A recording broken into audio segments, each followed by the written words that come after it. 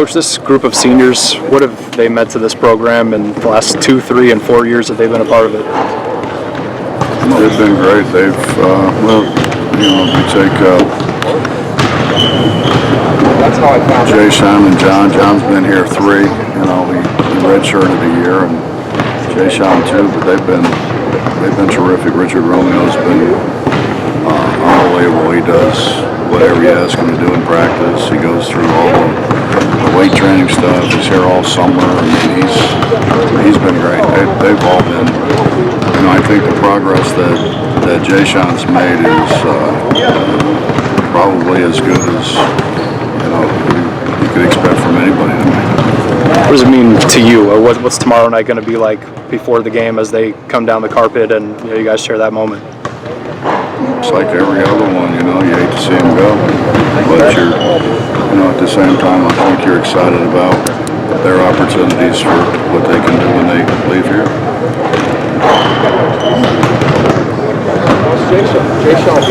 This Texas Tech team clearly went on a bit of a run around the time that you first played them, but what did you learn about your own guys, the way that they battled back, down in the last minute at Lubbock?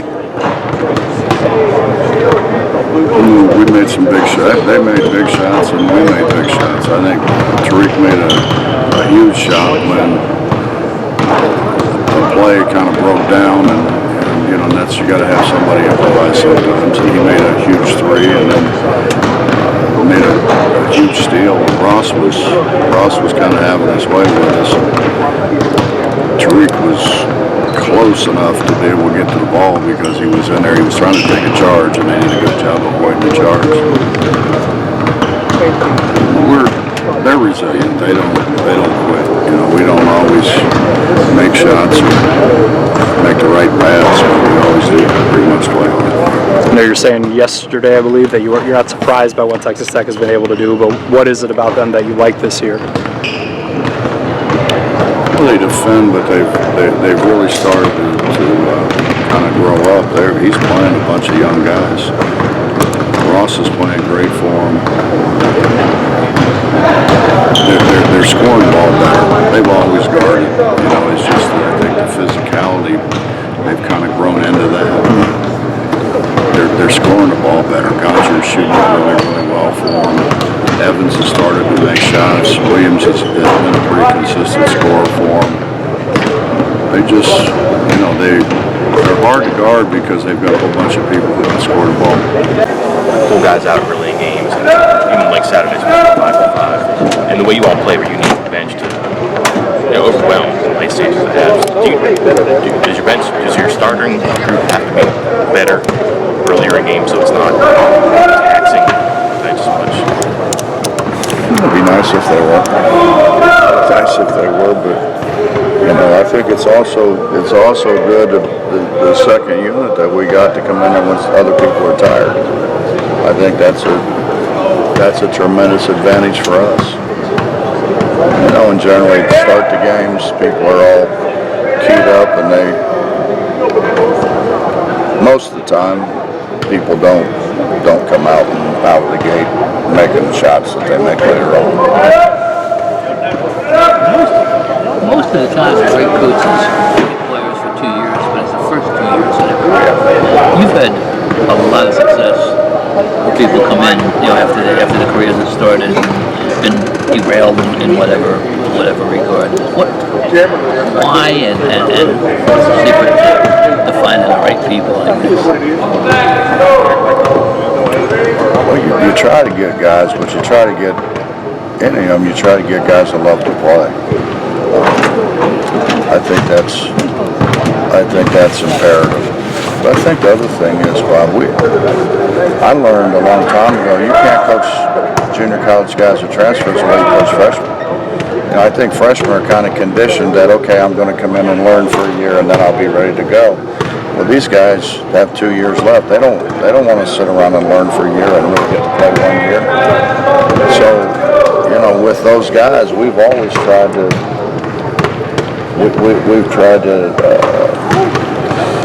make their learning curve a lot faster, kind of force feed them, so to speak, and try to get them caught up quicker than what you would expect of an 18-year-old kid.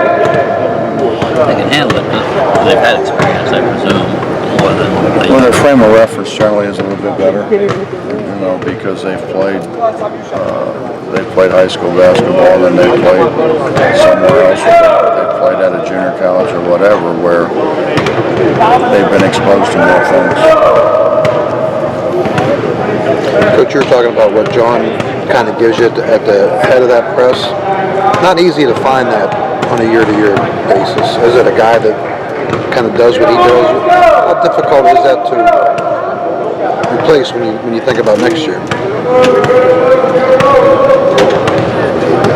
Well, it'll be difficult to replace, but I think Nate's done a really good job. I think Nate's understanding of playing that position is really good, so it's kind of comforting to have somebody like him back. I think, Lamont's got great length. He's a guy who we're trying to groom to be able to take over that spot. Going back to the bench thing, does it change your plans in the game if you got to pull out Javon or Dax or somebody in that first 2 minutes? No, not really. They play until they get tired. As soon as they get tired, they come out. That's never the same.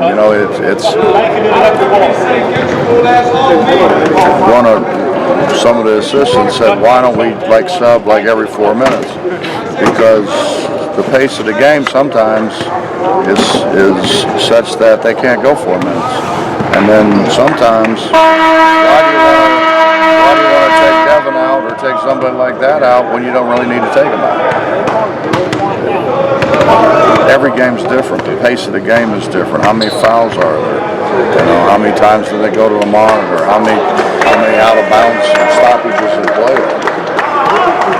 change when you get to one and done now? I don't ever really want stoppages in play. Because we want to keep grinding on them as much as we possibly can. We want to wear them down.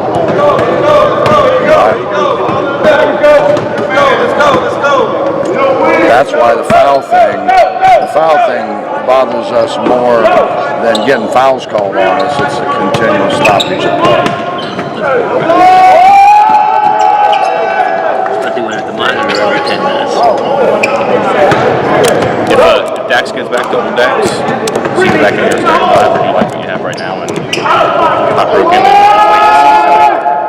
It's not a big change. I think he'd rather start, but I think Taylor probably rather start too. We're going to do what's best for the group. And that sometimes maybe is not what they think is best for them. But when I sit here and I look at Jay Sean a week ago was a National Player of the Year, and he's not coming in asking to start. It's totally the opposite. Tariq understands that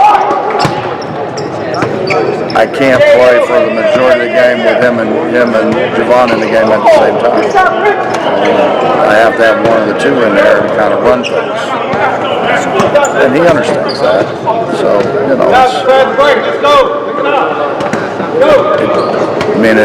with this group and this, John Holden. Should I throw John Holden back in there and take Nate out? I think Nate's played pretty well. So, they got to kind of look at what's best for the whole and not what they want. They kind of give you Holden and Nate, yeah. Even Miles and Myers. Well, Nate's shooting 50% from three in Liquid. So he stretches the defense. He makes the guys that can get it at the rim better. Ready for the big question on John now? Yeah. What's the softball game become without his swinging bunt from now on? Oh, there'll be another guy that can't hit it. We'll try to figure out a way to get on. Anybody going to match Gary Brown's emotional speech from last year tomorrow?